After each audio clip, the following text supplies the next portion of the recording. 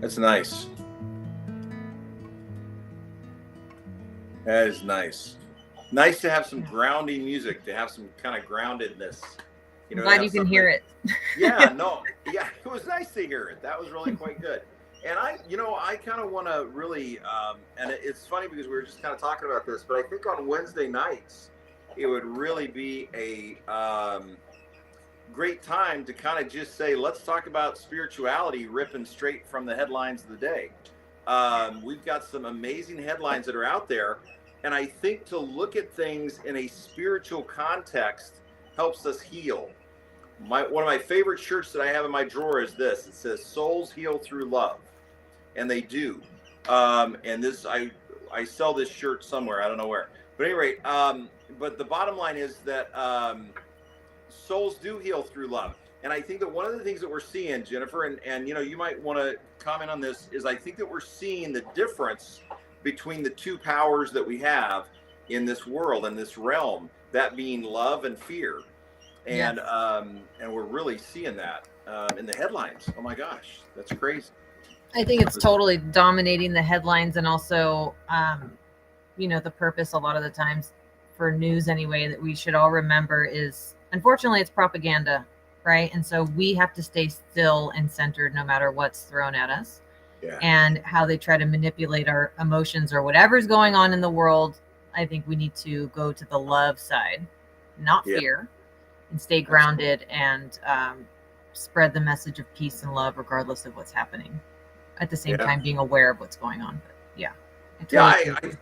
I think it's a question of just saying which is going to be bigger today. Which is going to be bigger in this moment? Is it going to be my belief in this love that I can't really see a lot of the times?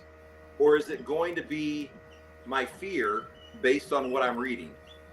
Right. And if we get stuck in sight, if we get stuck on what my physical world tells me, it's going to suck. I don't know any other way to say it. It's going to suck really bad. But if I grow in faith, and remember this, it was always the faith that healed. You will not find a single time anywhere in the Bible where Jesus said, your fear healed you. It's not there.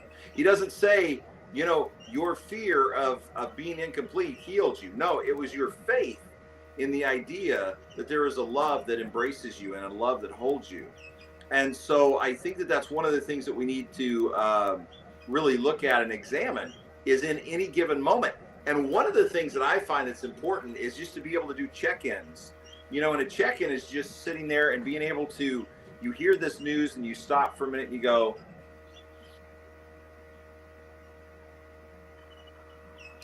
which am I listening to? Which am I focused on? And even Jesus really had to have that moment in the garden, the last night, the night he was arrested, right? Jesus is like sweating drops of blood going, God, if we could kind of skip this whole crucifixion thing, it would really be a great time, It'd be a lot easier. It'd be a lot easier. But we're not called to skip difficult times. We're called to have faith through them.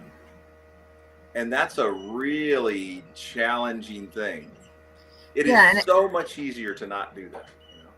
I think that some people get confused, and there are some people out there, I think maybe I used to be one of them, that's, how can I put all my thoughts and faith into love if what I'm seeing is completely, and then also there's this argument, if you will, about having to be aware and alert of what's going on in the world, which is true. But I just want to make a delineation between feeling fear and knowing and just the brain versus the heart. You can know that these things are going on and be aware of what's happening in this reality, but that doesn't mean that you have to feel the fear after you read the headline or feel a certain way. And a lot of times that comes from thinking your way out of the fearful cycle that you found yourself in. And other times I think often of this story, this little anecdote, and it was a man stranded on top of a roof during a flood, and he's waiting for God to save him.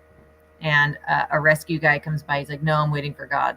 a tree comes by, no, I'm waiting for God. Like these things are coming by, and he's saying, no, I'm waiting for God. When in reality, you need to keep your eyes open and be so totally aware of the opportunities coming to you that you may not have thought of. You know what I'm saying? Like, yeah, absolutely. Yeah. Because the story ends with him in front of God at the pearly gates or whatever is up there.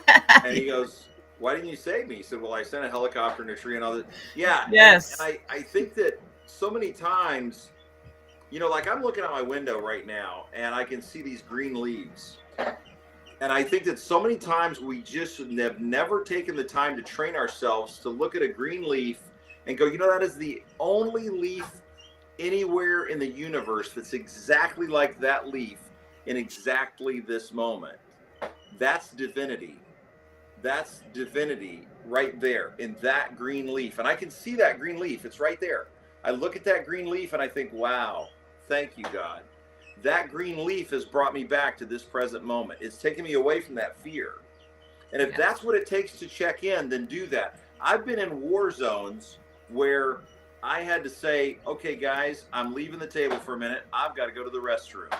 And I would go to the restroom, get in the toilet, and just lock the door and just sit there.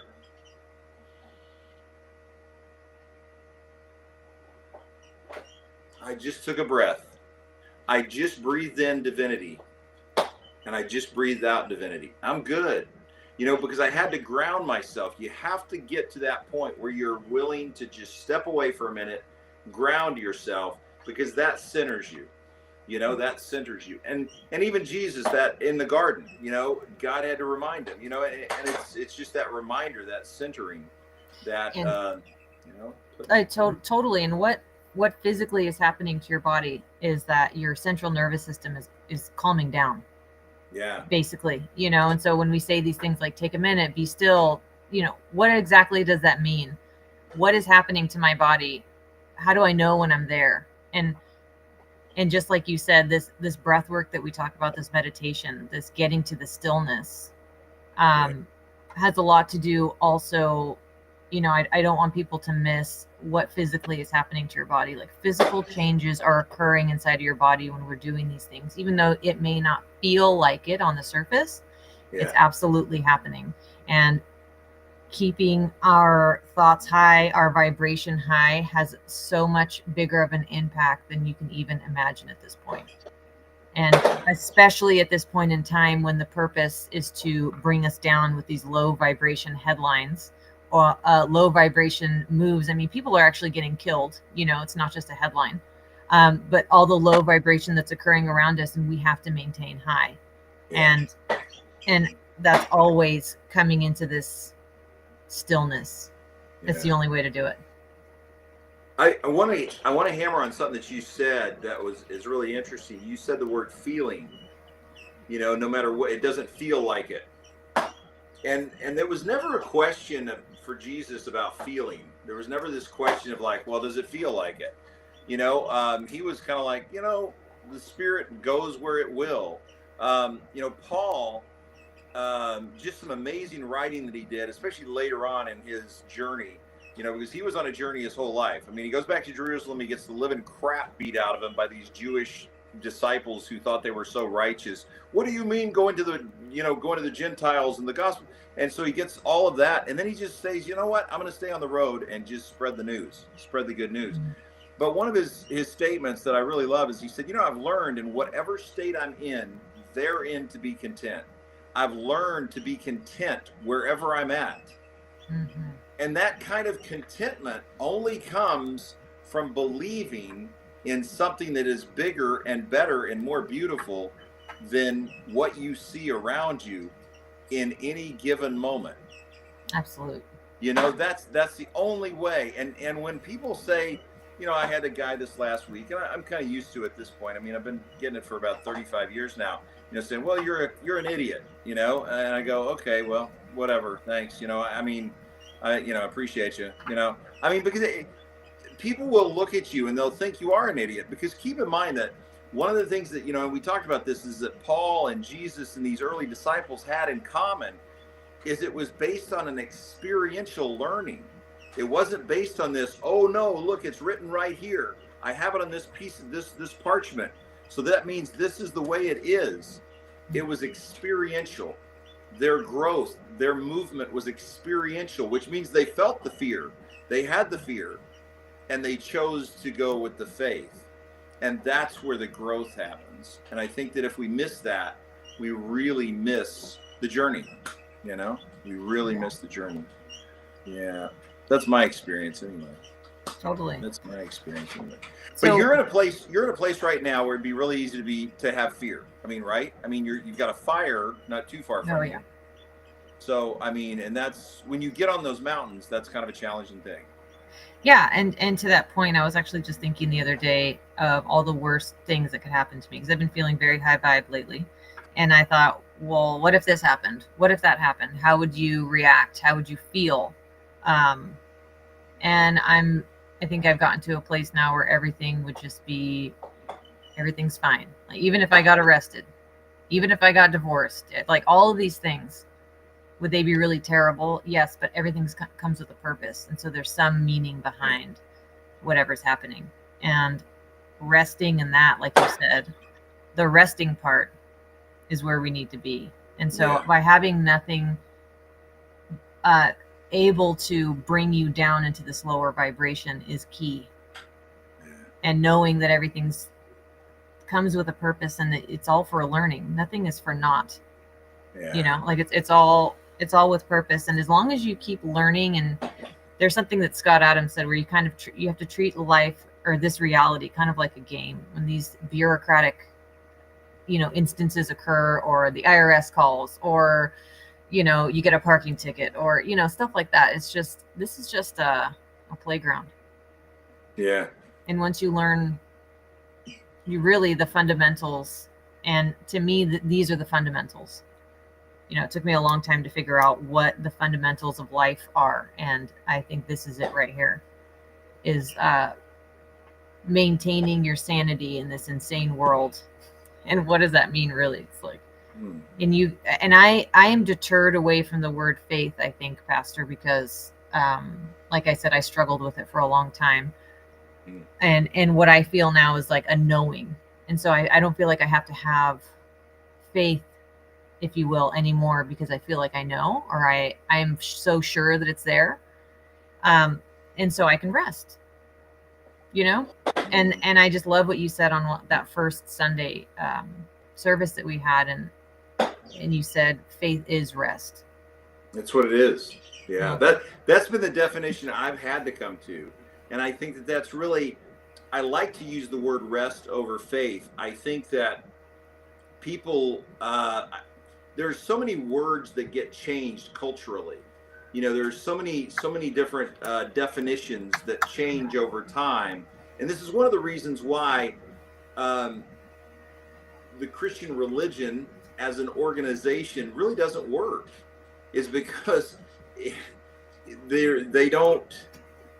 change the things that they think are convenient, and they don't really. But anyway, all that to say, one of the books that I think you'd really like, and I'm actually I keep going back to it and listening to it, is a book called Awareness by Anthony DeMilo. It's a book from like 1990 something. He passed in the early 90s, I think. He was only like 50 something years old. But Anthony DeMilo, and it's called Awareness. And one of the things that Anthony DeMilo states is, he said, the one thing that identified all truly spiritual leaders, if you will, or spiritual radicals, is that they followed three simple words: all is well. And I love the way Anthony DeMilo, because he says, the world is a mess and all is well. We're going to get bombed and all is well. And he goes through this whole diatribe. He was actually born in India, which, as you know, is not exactly a super wealthy country. And he was born like in the 1940s or 50s. So obviously he was born in a very poor time there. And he became a Jesuit priest or something like this. But at any rate, a monk or whatever. But he set in his whole focus on, like, what did people like Gandhi and Rumi and Christ, what do they all have in common? They all said, all is well. All is well. And it's all well, you know? And I think that resting point is where Jesus had to get back to, even on that night of his arrest. That resting point is where he was at in the boat when his disciples were all panicking, thinking they were going to die. That resting point is the point where he was at when all manners of difficult and challenging things happen. You know, that's where he was at. So, yeah, thank you for that reminder, because I am sure that the headlines and everything that we're seeing now is going to get exponentially more entwined. Yeah, I'll use that word. So I've been hearing a lot, and I just want to put that out there for anybody who's listening. Please have extra food and water on hand, flashlights, those kinds of things. And it's definitely not, again, we have to differentiate between fear and being prepared. So I have no fear. I am prepared. So that's 1 and 2. And you would just be remiss if you didn't prepare. Do you know what I mean? Like, why not? And if you look at the state of the world today, there has to be a time when logistics are going to break down. There has to be a time when our internet's going to go out, when the lights are going to go out. And whenever that time is, I don't anticipate it being a long time. But if you're prepared, then you really aren't going to, I mean, there's zero fear if you just have a little bit of extra on hand. So that's my advice to everybody, and to stay calm as can be as the seas get more rough around the world. And they will. It's an interesting time to be alive. Yes, absolutely. And we're all here with a purpose in this time, in this place. So, yeah. I'm really glad that we are working together, though, Pastor Bob. I really appreciate everything that you do. You are the beating heart of Ascension Healing Fellowship. So I appreciate that. I really do. That means a lot to me. It really does. I've been so blessed by all the effort that you poured into this and all the love that you poured into this, and I'm really excited to see the lives that are going to heal and the things that are going to happen. I think there's some exciting things coming up. I was actually on a call just a little bit ago with a guy who is kind of helping me kind of craft some stuff that I'm trying to put together as far as a business plan with regard to a center that would actually help with regard to some Section 8 housing and stuff. So I think there's some really exciting things coming up. There's a synergy. I find that there's a synergy of people that are really wanting to do good and really wanting to make some positive changes in the world. Yeah. And I think that that's beginning to really outshine the stuff that we're seeing in some of the headlines that is obviously not indigenously happening. Let me put it that way. I guess that would be the best way to say it. Or I think maybe, do you mean like the people are just being proactive and taking control of what they can, and so we're creating positivity in contrast to what's happening? I think that in contrast to what's happening, I think that there is some very positive movement, and I think that the more the darkness tries to come in, the more the light begins to grow, because I think that within each one of us there is this extreme need to say, okay, if that darkness is going to grow, I'm going to shine my light even greater. You know, somebody said, well, there is no darkness and all this. No, that's not true. There is darkness, because without the darkness there couldn't be light. That's right. But with that darkness, as it begins to develop and as it begins to, I don't think we ever would have seen as much light from Germany and from certain places during World War II if that darkness hadn't have gotten really strong. You never would have seen a Schindler had there not been what happened. You never would have seen some of these amazing people and some of the amazing things that they happened if that darkness had not gotten strong and had not done that. Does that mean that we invite the darkness? No, certainly not.